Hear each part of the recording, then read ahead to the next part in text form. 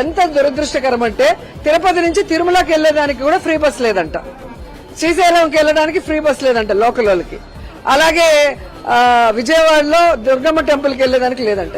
ఏంటి ఇది మరి? వీళ్ళు ఏమనుకుంటున్నారు? ఎలా సూపర్ హిట్ సూపర్ 6 నాకు చెప్పాలి. ఈరోజు ఒక ఆవిడ అంటది తిరుపతి లేదు, ఎందుకు లేదు అని అడుగుతుంది. మీకు కామన్ సెన్స్ లేదా?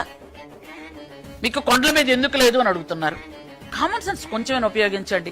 అక్కడ ఫ్రీ బస్ ఇస్తే బస్సు నిండా జనాలైతే కొండల మీద వెళ్లేటప్పుడు ఏమైనా బ్యాలెన్స్ తప్పితే ఇబ్బంది అవుతుంది అని బాధ, అంతే.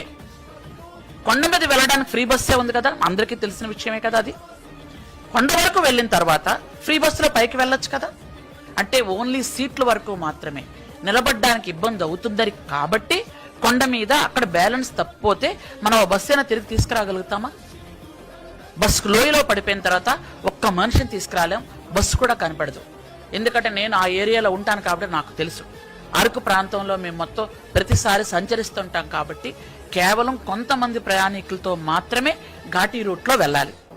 కాబట్టి నో అనుకున్నాము. కానీ ఇన్ని లక్షల మందికి, ఇన్ని కోట్ల మందికి ప్రయాణం ఇస్తున్నప్పుడు 75% బస్సులు ఇస్తున్నప్పుడు ఆ 2-3 ప్లేసుల్లో ఇవ్వలేదు, ఎందుకు ఇవ్వలేదని ఆ మాత్రం కామన్ సెన్స్ తో ఆలోచించలేరా?